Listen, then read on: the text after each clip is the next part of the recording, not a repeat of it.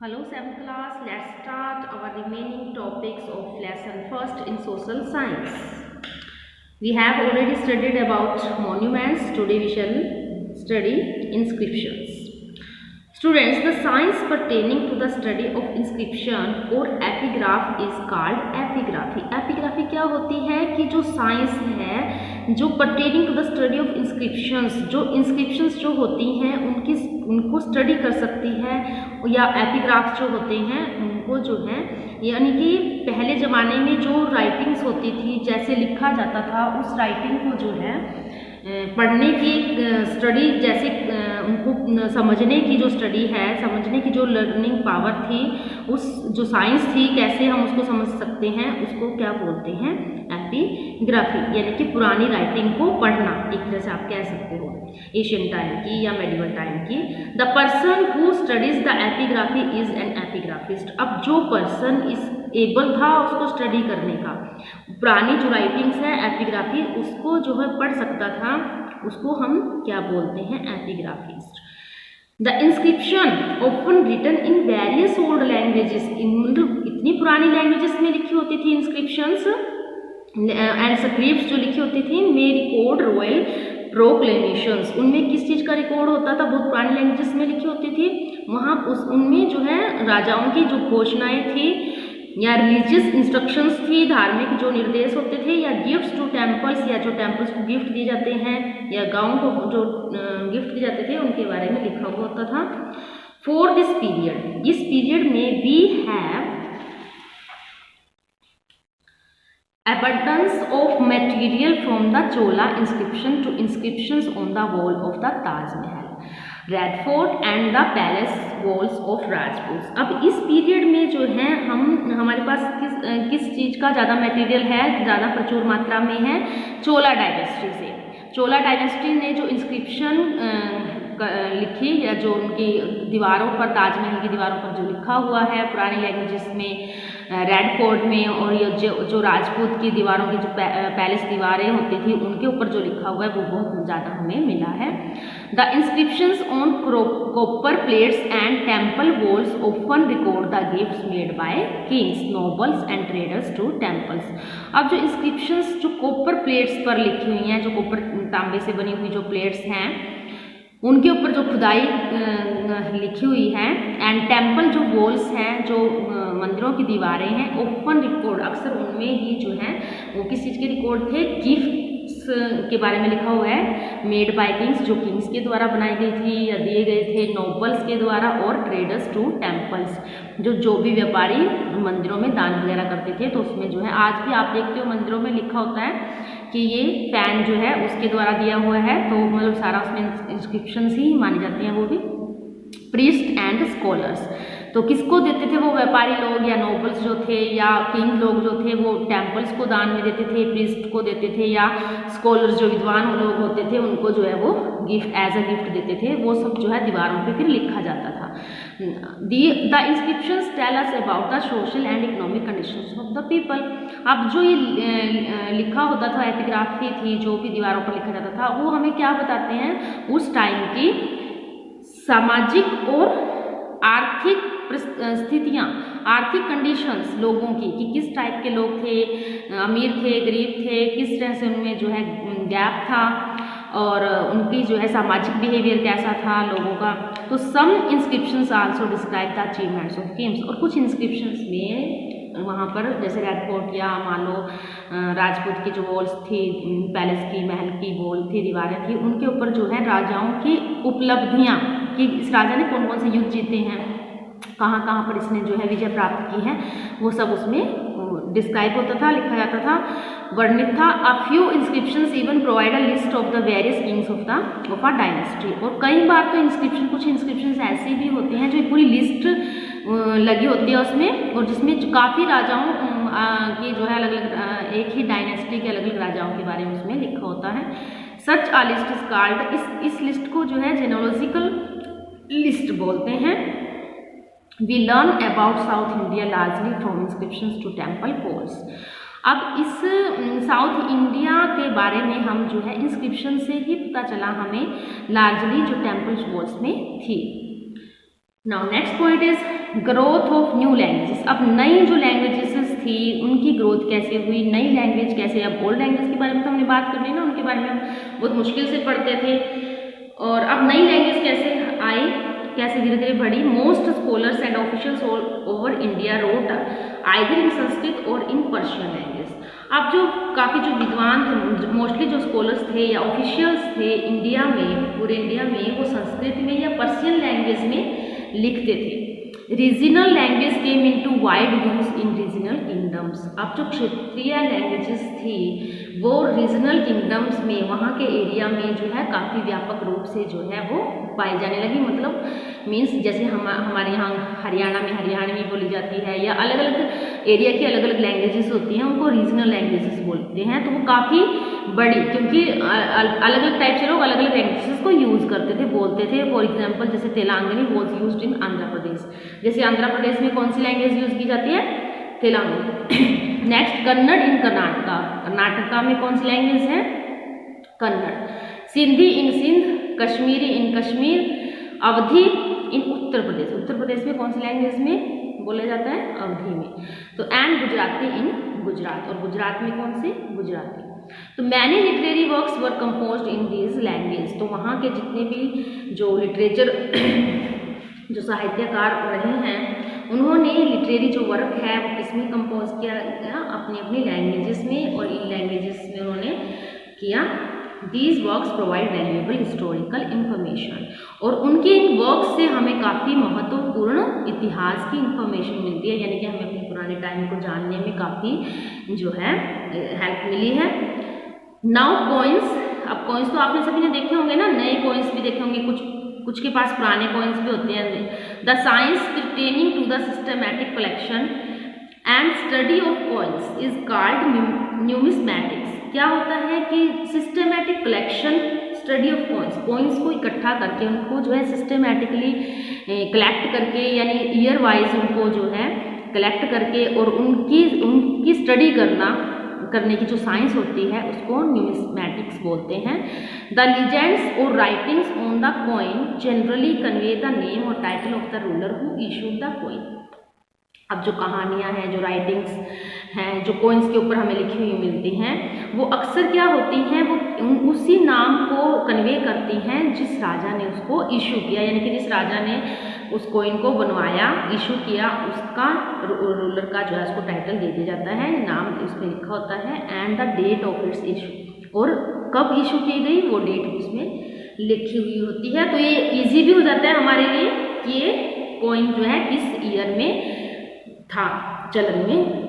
Some rulers even exhibit the dynastic emblem on their coins. कुछ जो rulers थे वो तो अपने वंश का जो एक चिन्ह था वो भी उसमें दिखाते हैं, जैसे आप कॉइन्स में देख सकते हो in this picture. Sometimes the coins of the kingdom are discovered in many places. कई बार जो है ये जो कॉइन्स हैं किंगडम के वो काफ़ी प्लेसेस में डिस्कवर मिले हैं, तो खोज हुई है उनकी। वेरी फ्रॉम वन अनदर, और जो इन प्लेसेस में जहाँ पर डिस्कवर हुए हैं वो एक स्थान से दूसरे स्थान की दूरी बहुत ज़्यादा है, दूर है, मतलब एक प्लेस दूसरे प्लेस से। तो इससे क्या इंडिकेट होता है, इससे क्या होता है कि all those places were part of this kingdom. It means वो सारे प्लेसेस जो हैं वो उस राजा के अंडर रहे होंगे, उस साम्राज्य के अंडर रहे होंगे, और वहाँ पर एक ही कॉइन चलन में था, और they had trade with them, और वो आपस में उन कॉइन से व्यापार करते थे। For this period we have a profusion of coins. इस पीरियड में हमारे पास बहुत ज़्यादा, उनके पास मतलब जो है बहुत ज़्यादा कॉइन्स हुआ करते थे। इट वॉज कंसिडर्ड, ऐसा माना जाता है कि right of every ruler to issue coins, के हर राजा जो है के पास अधिकार था कि वो अपना अपना कॉइन जो है इशू कर सकता था। सल्तनत ऑफ दिल्ली, द मुगल बादशाह, the Cholas of south India and other regional rulers issued many coins. तो इसी वजह से जो सल्तनत थी दिल्ली की और जो मुगल बादशाह हुआ करते थे, राजा लोग थे, मुगल चोलास थे, डायनेस्टी के नाम है साउथ इंडिया के, एंड अदर जो रीजनल रूलर्स थे अपने अपने क्षेत्र के, जो अपने अपने एरियाज के शासक थे, उन्होंने काफ़ी कॉइन्स को इशू किया। Sometimes merchants, local rajas and foreigners also issue coins. और कई बार तो जो है व्यापारियों ने भी, लोकल जो राजा थे और फॉरेनर्स थे, दूसरे कंट्री से आने वाले लोग थे, उन्होंने भी अपना अपना कॉइन इशू कर दिया, करेंसी इशू कर दी कि भी इस करेंसी से हम व्यापार कर सकते हैं। Look at this unique coins. अब देखिए आप, ये यूनिक कॉइन्स हैं जो कहाँ के हैं, Tranquebar Danish East India Company 1620 से 1845 तक ये यूज किए गए। अब historians problem, as there was no printing press in medieval India, जैसे हम सबको पता है कि मेडिवल इंडिया में कोई भी प्रिंटिंग प्रेस नहीं थी। All Indian papers and documents of the time were manuscript, हाथ से लिखे हुए डॉक्यूमेंट्स थे सभी इंडिया में, जो भी पेपर्स या जितने भी डॉक्यूमेंट्स हमें मिलते हैं इस टाइम के, तो वो सब मैन्युस्क्रिप्ट है, यानी कि हैंड रिटन है। ऑफन स्क्राइब्स, अब स्क्राइब्स क्या होती हैं, people who were employed to keep records, कि इन लोगों को जो है रखा जाता है रिकॉर्ड बनाने के लिए।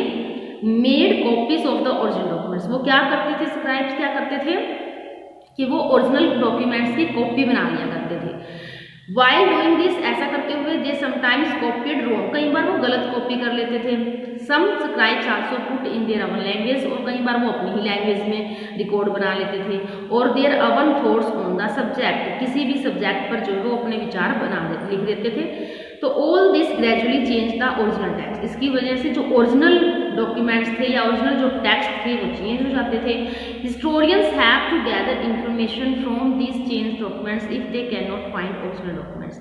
अब जो इतिहासकार हैं, इतिहासकार हिस्टोरियंस जो हैं, उनका क्या काम होता है, डाटा कलेक्ट करना होता है ना हिस्ट्री के बारे में, इंफॉर्मेशन कलेक्ट करने के लिए। तो वो क्या करते थे, उनको क्या करना पड़ता था कि इंफॉर्मेशन जो है इन चेंज डॉक्यूमेंट से ही उनको कलेक्ट करनी पड़ती थी, अगर उनके पास कोई ओरिजिनल डॉक्यूमेंट नहीं था। This was much difficult because the historian has to study all the available versions carefully, क्योंकि ये बहुत मुश्किल था उनके लिए, क्योंकि हिस्टोरियंस को वो सब कुछ स्टडी करना पड़ता था, जितना भी वर्जन्स यानी कि अलग अलग चेंज्ड जो भी डॉक्यूमेंट्स होते थे वो सारा उनको ध्यान से पढ़ना पड़ता था। And cross check the contents against other dependable evidences, उनको क्रॉस चेकिंग भी करनी पड़ती थी, जो भी कंटेंट जो है दूसरी उसमें भी लिखा था एविडेंसेस में, तो इस तरह से उनको बहुत ज़्यादा जो है दिक्कतें फेस करनी पड़ती थी। Another problem is that the languages used in old documents have changed over time.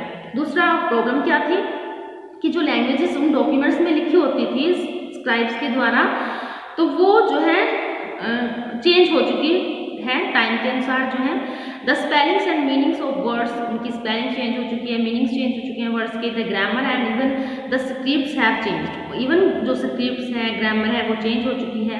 Historians can not read some of the documents because they are unable to read the scribes hand writing. जो historians हैं वो उन documents को read नहीं कर सकते, क्योंकि वो उस लैंग्वेज को ही नहीं समझ पाते, उस हैंड रिटन स्क्रिप्ट को ही नहीं पढ़ पाते, because the script is no longer in use, क्योंकि वो स्क्रिप्ट अब यूज में ही नहीं है। तो here are two example to show you how the usages of terms and expressions change with time. तो यहाँ पर दो एग्जाम्पल भी दिखा रखे हैं आपको कि कैसे जो एक्सप्रेशंस हैं, टर्म्स जो हैं वो टाइम के साथ चेंज हो चुके हैं। अब देखिए जैसे टर्म मलेज वॉज यूज, पहले क्या था, मलेज यूज किया जाता था। अब देखिए आप कैसे ड्यूरिंग द एशियन पीरियड में किन के लिए, नॉन आर्यन पीपल के, जो आर्यन यानी हमारा ये मान जाता है कि ना आर्यन सबसे पहले यहाँ आए, तो आर्यन के अलावा जो लोग यहाँ पर आए उनको मलेज कहा जाता था, उनके लिए एक वर्ड यूज किया जाता था मलेज। इंक्लूडिंग हिल, जो कहाँ पर रहते थे, पहाड़ों में, या फॉरेस्ट ड्वेलर्स थे जो जंगलों में रहते थे। During the early medieval period the term refer to all foreigners and culturally different people. तो during the early medieval period, शुरू में जो पीरियड था, ये टर्म किसके लिए यूज की जाती थी, जितने भी फॉरेनर्स थे, फॉरेनर्स मीन्स जो दूसरे कंट्रीज से आए थे, दूसरी जगह से आए थे, जिनका कल्चर डिफरेंट था, फ्रॉम किंग्स टू अनटचेबल, उन राजाओं से लेकर अनटचेबल, अछूत जो लोग जिनको बोला जाता है, उनको ये सब उनमें शामिल थे, जिनका कल्चर अलग था, जो दूसरी कंट्री से रीजन से आए थे, या जो चाहे वो राजा हो या अनटचेबल हो। ग्रेजुअली, धीरे धीरे as some mlecchas were absorbed into the varna system, धीरे धीरे जो मलेज जिनको बोला जाता था वो कास्ट सिस्टम में चेंज हो गया। कास्ट सिस्टम मीन्स उनको वर्ण दे दिया गया। The term came to be applied to the meat eating people. अब ये टर्म जो मलेज है या जो कास्ट सिस्टम जो है वो किन लोगों के लिए अप्लाई होने लगी, जो मीट ईटिंग पीपल थे, मांस खाने वाले लोग। Those who did not observe caste rules, जो कास्ट रूल्स को ऑब्जर्व नहीं करते थे। The term Hindustan also represented different territories at different times, कि जो हमारा हिंदुस्तान है ना वो अलग अलग टाइम पे अलग अलग उसकी जो टेरिटरी, उसकी जो सीमा है वो अलग अलग दिखाई गई है। अराउंड द थर्ड सेंचुरी के आसपास एडी द साउथर्न पार्ट, जो part of the Indus plain was called Hindustan, जो साउथर्न पार्ट था इंडस प्लेन का उसको क्या बोलते थे, Hindustan.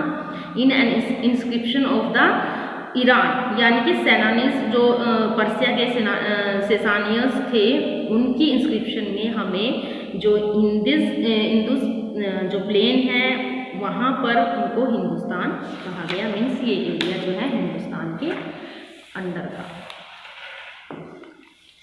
Who ruled over this region in the early medieval period? The Arabs refer to the land between the Indus and the Ganga Yamuna doab as Hindustan. अब इन्होंने जो है इस रीजन पे रूल किया था, उनकी इंस्क्रिप्शन में ये मिलता है ईरान की हिंदुस्तान। अब है in the early medieval period, अब शुरू में जो मेडिवल पीरियड था, the Arabs refer to the land between the Indus and the Ganga Yamuna doab as Hindustan.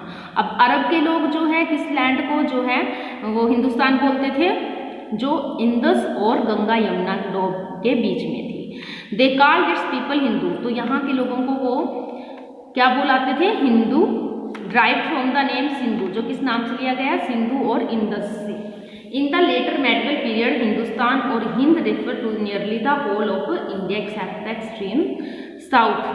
अब लेटर मेडिवल पीरियड में, बाद में अर्ली में तो ये बोला जाने लगा, लेकिन मेडिवल पीरियड के लेटर में जो है हिंदुस्तान और जो हिंद है वो nearly the whole of India, पूरा इंडिया इसमें आ गया, सिर्फ थोड़ा साउथ को का पार्ट छोड़ के। Today the country India as we know it is called Hindustan. अब जिस इंडिया में हम रहते हैं, जिसकी बात हम करते हैं, जिसको हम जानते हैं, वो क्या है, हिंदुस्तान। और पता है ना हमारे देश का नाम क्या है, Hindustan. Remaining part students we shall do in next video. Thank you.